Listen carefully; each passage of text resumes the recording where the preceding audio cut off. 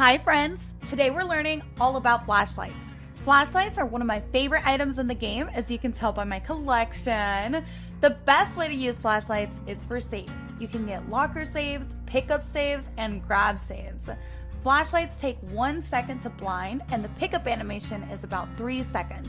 The idea is to start the flashlight so you get the blind exactly when the pickup animation is over, because you can't cancel a pickup animation.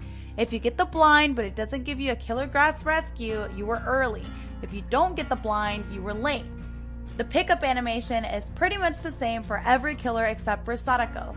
Here is a flashlight save in slow motion showing the timing for the save. I start my beam around the time the survivor's butt is around the killer's shoulder. If you pay attention to the survivor's aura and look for this stage in the survivor aura instead, you can get blinds even in situations where you can't see the killer, like through corn. This also helps to see if you have an angle. If you can see the survivor's butt, you have an angle for a save. The idea is if you're in the killer's FOB or just outside of it, then you have an angle for the save.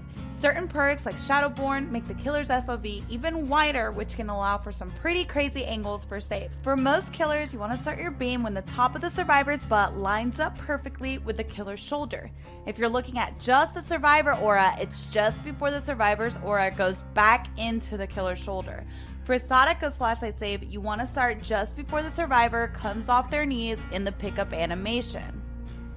The closer you are to the killer's face, the more precise you have to be with your aim. For grab saves, you want to wait until the survivor is on the killer's shoulder. Here it is in slow motion so you can see the timing for the save. For locker saves, you want to listen to the squeak of the door closing. That's your sound cue. You start the blind directly after hearing that sound. Add-ons also affect how flashlights work. My favorite add-ons are the purple and yellow lenses or the yellow filament and batteries. The purple and yellow lens increase the distance from which you can flashlight. This is the distance from where you can flashlight without the lens. This is with the lens. You can get some pretty far away saves with those lenses, especially when paired together. The brown lens, however, actually cuts down the distance on your flashlight. This is the brown lens compared to the flashlight with no add-ons. The batteries and filament extend the life of your flashlight. Some flashlight add-ons I don't recommend using are the odd bulb, which increases the time the killer stays blinded. However, it eats up your flashlight juice, so you get less blinds in return. If you want to increase the amount of time the killer stays blind, try the green halogen instead. The rubbers only help to stabilize your flashlight. Your flashlight naturally sways without add-ons. With this, it's a bit more stable. However, it's not really that impactful of an add-on, as you don't have to be extremely precise with your save. Imagine a bubble around the killer's face. As long as you're within that bubble, you can get the save. If you have trouble aiming your flashlight, try to position the killer's face in the exact center of your screen. If you're in position early for the save, you can also quickly click to make sure you're aiming correctly. Another tip is if you're early on your save and you know you're early, you can quickly untap your flashlight and start flashing again to correct your timing. Remember friends, you can't double up on saves. If there are 2 flashlights on the killer's face, it'll blind twice as fast, almost instantly, which will change the timing for a save. Another type of save you can do with a flashlight is a CJ tech.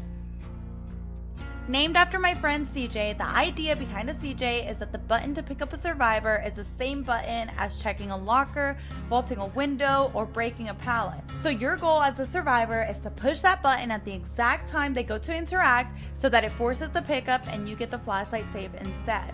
This is most commonly done on pallets. When a survivor is at a pallet and the killer won't pick up, but you have a flashlight, drop the pallet to stun the killer.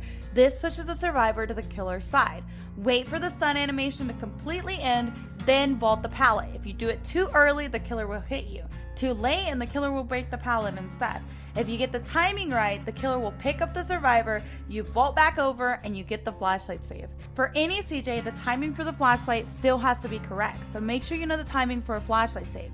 You can also do locker CJs. In this scenario, you vault out of the locker as the killer is clicking their button to open the locker, forcing them to pick the survivor up instead.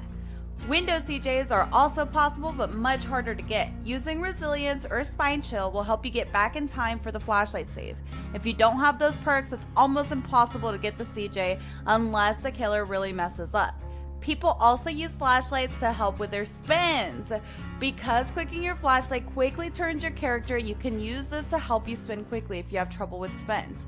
Another use is using it with Dead Hard. You can use it to quickly turn and Dead Hard in another direction if needed.